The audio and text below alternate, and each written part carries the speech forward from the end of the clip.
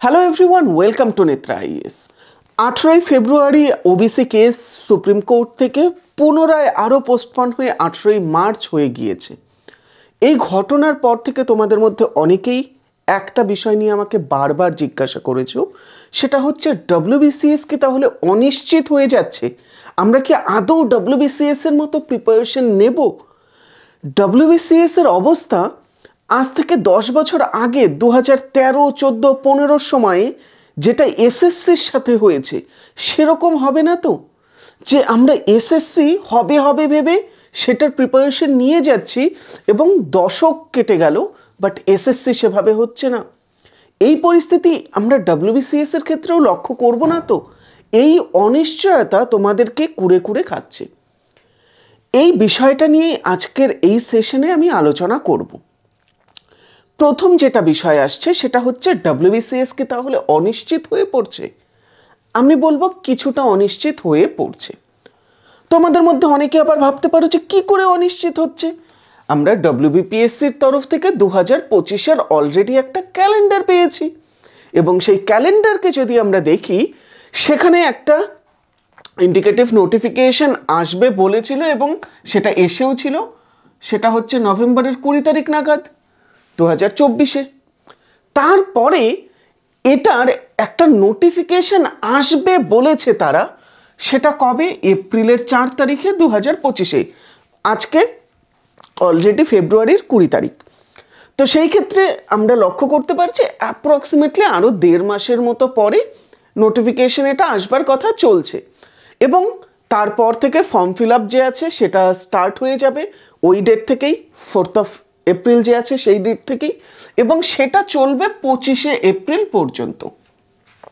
এবং এই হিসেবে প্রিলিমসের ডেট বলা হয়েছিল আমাদের সেপ্টেম্বরের 7 তারিখ 2025 সালে। মাথায় রাখবে এটা 2024-এর কিন্তু ডব্লিউবিসিএস এর কথা হচ্ছে, 2025-এর নয়। আগে যেটা হতো যে 2020-এর যে ডব্লিউবিসিএস ছিল তার নোটিফিকেশন আসতো 2019-এ এবং 2020-এর জানুয়ারিতে ম্যাক্সিমাম ফেব্রুয়ারিতে এক্সাম হয়ে যেত। এখন কিন্তু সেটার কথা হচ্ছে না। 2024-এর এক্সামের নোটিফিকেশন 25-এ, এক্সাম হবে সেই 25 সেপ্টেম্বরে। এবার এই যে আমরা দেখতে পাচ্ছি ডিলে অলমোস্ট 1.5 বছরের, এটা তো আমরা ডব্লিউবিপিএসসির তরফ থেকে এখানে অলরেডি লক্ষ্যই করতে পারছি। এবার এই ক্ষেত্রে একটা বিষয় আসতে পারে যে হ্যাঁ, আমাদের এই ডিলেটা যে হচ্ছে এটা ওবিসি কেসের জন্য, বাট তুমি যদি লক্ষ্য করো লাস্ট 5 বছরে, ওকে 5 বছরও ছেড়ে দাও, লাস্ট 3 বছরে ডব্লিউবিপিএসসির তরফ থেকে কটা রেজাল্ট এসছে? 2022-এর ডব্লিউবিসিএস এর রেজাল্ট এসছে, আসেনি। 23-এর এসছে, আসেনি। 24-এর এক্সামই হয়নি, নোটিফিকেশনই আসেনি। এই সময়টাতে বড় কোনো এক্সামের বলতে পারো রেজাল্ট এসছে, একটা দুটো বাদে, খুব বেশি আসেনি। তাহলে এই পরিস্থিতিতে আমরা ডব্লিউবিপিএসসির একটা এক্সামের ওপরে কি করে ভরসা করে থাকবো? এই ক্ষেত্রে তাহলে যেটা প্রশ্ন আসে সেটা হচ্ছে আমাদের ওবিসি কেস যদি মিটে যায় তাহলে পরেই তো আমাদের এই সম্পূর্ণ এক্সামের যে ক্যালেন্ডার আছে সেই হিসেবে মানা হবে, হয়তো মানা হবে। বাট এই ওবিসি কেস কিন্তু মিটবে এরকম আমরা খুব বেশি বলতে পারো ইন্ডিকেশন পাচ্ছি না। কেননা ওবিসি কেসের বলতে পারো অলরেডি শুনানিতে লেখা হয়েছিল যেটা যে জানুয়ারির 28-29 তারিখে সেটার ফাইনাল হিয়ারিং হবে, বাট সেই ডেটে হয়নি। সেই সময়টাতে কম্পিউটার জেনারেটেডভাবে অটোমেটিক্যালি সেটাকে ফেব্রুয়ারির 18 তারিখে করে দেওয়া হয়। ফেব্রুয়ারির 18 তারিখেও সেটা হয় না, ফেব্রুয়ারির 17 তারিখে সেটাকে অটোমেটিক্যালি আবার মার্চ মাসের 18 তারিখের জন্য পিছিয়ে দেওয়া হয়। যদিও আমরা লক্ষ্য করতে পারি দ্য হিন্দু সমেত অন্যান্য বহু নিউজ পেপারে বলা হয়েছে যে এই ফাইন্যান্সিয়াল ইয়ারে অর্থাৎ 31 মার্চ যে আছে তার আগে এর জাজমেন্ট আসবার একটা সম্ভাবনা আছে বা আসবে বলেছে। বাট যদি সেটা এসেও থাকে, মাথায় রাখবে হিয়ারিংয়ের জন্য নেক্সট যেটা ডেট দেওয়া হচ্ছে সেটা হচ্ছে মার্চের 18 তারিখ, সেটাও কম্পিউটার জেনারেটেড। ওকে, এটা হিয়ারিংয়ে কোথাও লিখে দেয়নি যে এই ডেটে হচ্ছে, যদিও লিখে দেওয়ার পরেও সেই ডেটে হয়নি, বাট আলটিমেটলি 18ই মার্চ এটা হবার সম্ভাবনা থাকছে। যদি এটা হয় তাহলে মার্চেরই লেটার হাফ যে আছে সেই সময়টাতে আরও একটা হিয়ারিং দিয়ে হয়তো এটা করা যেতে পারে। যদি এটা করা হয় তাহলে আমরা হয়তোবা, আমি আবার বলছি, তাহলে আমরা হয়তোবা যেই ডেটগুলো এখানে বলা হয়েছে সেই হিসেবেই সম্পূর্ণ অ্যাপ্লিকেশনগুলোকে বা সম্পূর্ণ বলতে পারো ফর্ম ফিল আপ যে আছে সেটাকে হতে দেখব, এবং এক্সাম তাহলে এই ডেটে হয়ে যাবে। বাট সেই ওবিসি কেস যদি আরও 2-3 মাস পিছিয়ে যায়, মার্চের জায়গায় এপ্রিল, মে, জুন নাগাদ হয়ে যায়, তবু কিন্তু অ্যাটলিস্ট মে মাস পর্যন্ত হলে পরেও তারা জুন মাসে ফর্ম ফিল আপ করে এই ডেটটাতে কিন্তু এক্সাম কন্ডাক্ট করতে পারবে। তারা মাঝে যথেষ্ট একটা বাফার রেখেছে এবং তারা ডব্লিউবিপিএসসি কিছুটা আর্জেন্সিতেই 2023-এর অলরেডি মেন্স করিয়েছে, আমরা দেখেছি সেটা। ইডব্লিউএস-এর একটা কেস থাকা সত্ত্বেও সেটা এক্সামের মাত্র 1 থেকে 2 দিন আগে সেটেল হয় এবং আলটিমেটলি তারা এক্সাম কিন্তু কন্ডাক্ট করে। তো সেই ক্ষেত্রে তারা এই ডেটটাতে এক্সাম নেওয়া অসম্ভব আমি বলবো না, যদি মে মাস নাগাদও সেটার ফাইনাল জাজমেন্ট আসে। এবার এই ক্ষেত্রে কোর্ট ডিলে করছে, অবশ্যই মহামান্য কোর্ট কিছু একটা ভেবেই ডিলে করছে, বা বিভিন্ন কোনো অ্যাডভোকেট থাকতে পারে, তাদের কিছু সময় এক্সট্রা চাই, সেই হিসেবেও হয়তো ডিলে করা হচ্ছে। বাট আলটিমেটলি যেটাই হোক না কেন, এই যে কেসটা ডিলে হচ্ছে এর ফলস্বরূপ কিন্তু আমরা লক্ষ্য করতে পারছি ডব্লিউবিপিএসসির প্রায় প্রত্যেকটা এক্সাম আটকে আছে। এবং হঠাৎ করে যদি এই ওবিসি কেসের যে জাজমেন্ট আছে সেটা আসে, তখন কিন্তু একসাথে বহু এক্সামের নোটিফিকেশন তারা নিয়ে আসবে, এবং তখন এই যে এক্সাম কন্ডাক্ট করার বিষয়টা, এটাতে কিন্তু অনেকগুলো ব্যাকলগ একসাথে আসবার কারণে একটা বটলনেক ইস্যু তৈরি হবে, যেখানে প্রচুর পরিমাণে এক্সাম একসাথে এসে যাবে এবং এক্সাম ফার্দার ডিলে হতে পারে। যদিও এখানে একটা সম্ভাবনা থাকছে যে এতদিন ধরে যেহেতু কোনো ব্যাকলগ আর নেই, 2024-এর আগের সব পরীক্ষার রেজাল্ট এসে যাচ্ছে অলমোস্ট, বা এসে যাবে অ্যাটলিস্ট, তারা যেটা বলেছে যে ক্লার্কশিপ এবং মিসলেনিয়াসের যে মেন্স আছে সেটা হয়তো স্টিপুলেটেড যে ডেট আছে সেখানেই হয়ে থাকবে। তাহলে আমাদের ডব্লিউবিসিএস-এর খুব বেশি সময় লাগবার কথা নয়, তবু খুব বেশি নয় মানেও প্রায় 1 থেকে 1.5 বছর, অর্থাৎ 2026-এর শেষ কিংবা 27-এর শুরু নাগাদ তোমরা রেজাল্ট এক্সপেক্ট করতে পারো, যদি এই ডেটে প্রিলিমস হয়ে থাকে। এবং এই ডেটে প্রিলিমস হবে কিনা সেটা কমপ্লিটলি সেই যে জাজমেন্ট আছে ওবিসি কেসের সেটার ওপর নির্ভর করছে। বাট যেটাই হয়ে থাক না কেন, আমাদেরকে কিন্তু প্রস্তুত থাকতে হবে অ্যাটলিস্ট এই এক্সামের জন্য, যাতে যেই সময়ই হোক আমরা এক্সামে বসতে পারি। করোনা পরিস্থিতিতে যেটা হয়েছিল, সকলে ওই সময়ে নিজেকে কিছুটা শান্ত রেখে প্রিপারেশন করছিল, এবং এর ফলে 2021-22-এ তুমি হয়তো নিজেও দেখেছো তোমার বহু বন্ধু বান্ধবী সেই সময়ে কিন্তু চাকরি পেয়ে যায়। রেলেরও সেই সময়টাতে চাকরি হয় এবং সেগুলো এসএসসি এবং অন্যান্য এক্সামেও পেয়ে যায়। তো সেই ক্ষেত্রে তোমরা যদি মনে করো যে ডব্লিউবিসিএস-এর হিসেবে তোমরা পড়ছো, অবশ্যই প্রিপারেশনকে যথেষ্ট এগিয়ে নিয়ে যাও।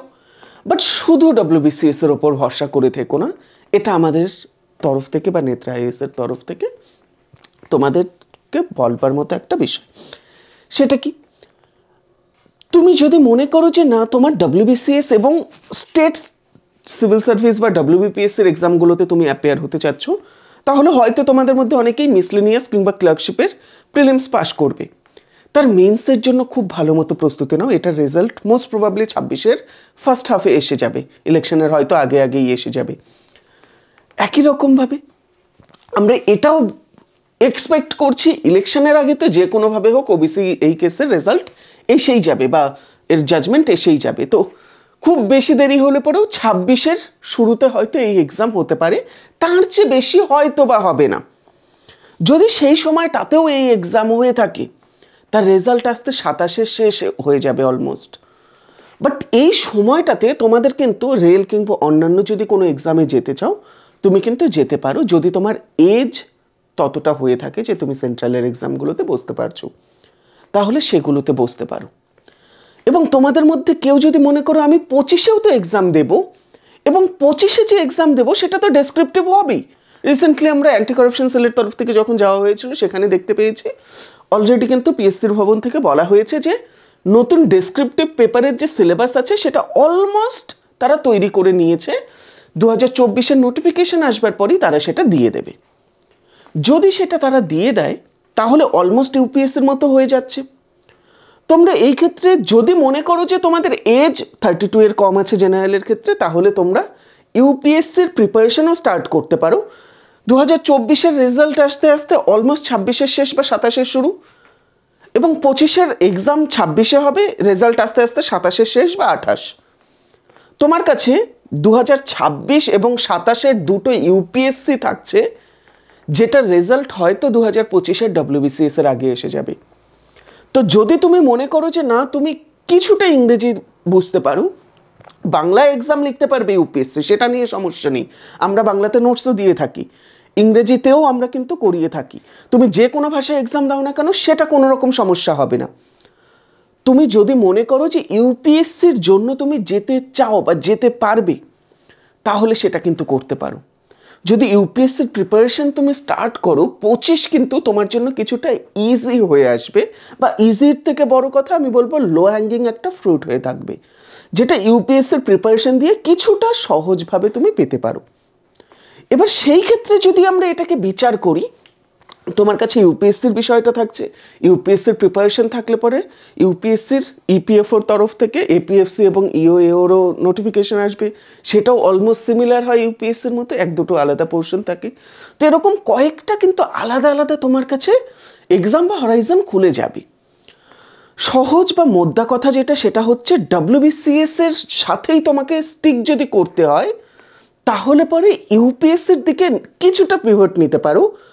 এবং যদি মনে করো 2024-এর ডব্লিউবিসিএস এমসিকিউ প্যাটার্নই তোমার জন্য লাস্ট হোপ, তাহলে তুমি রেল এবং তার পাশাপাশি মিসলেনিয়াস ক্লার্কশিপ এগুলোর দিকেও কিন্তু ভালো মতো নিজেকে ডাইভার্ট করতে পারো, বা ডাইভার্টও যদি আমি না বলি, অ্যাটলিস্ট কিছুটা সময় সেটার দিকে দিতে পারো।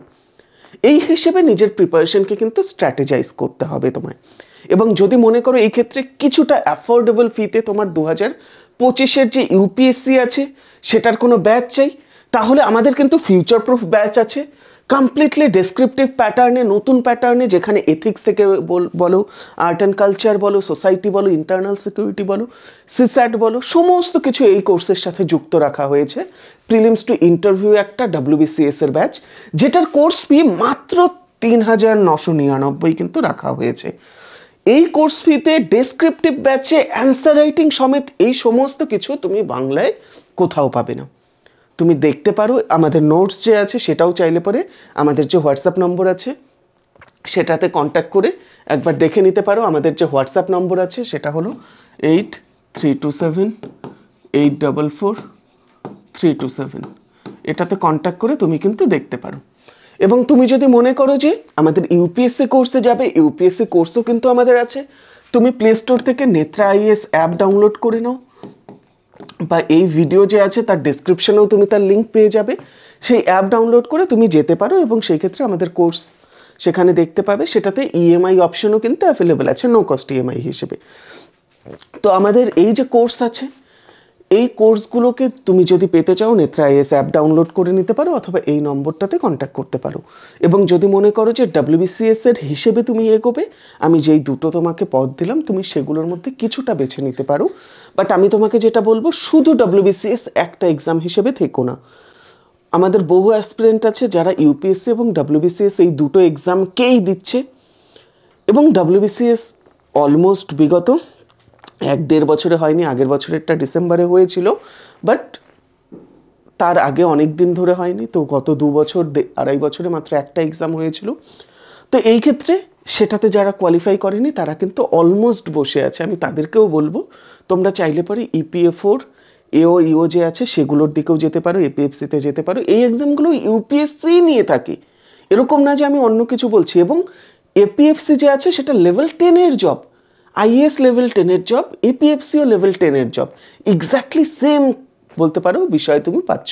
ইউপিএসসি যে 23টা জব পাচ্ছ, সেখানে কিছু লেভেল 8-এর জব আছে, ড্যানিক্স, পিপিএস, এর পাশাপাশি পিপিপি যে আছে পন্ডিচেরি পুলিশ সার্ভিস, এইগুলো কিন্তু লেভেল 8-এর।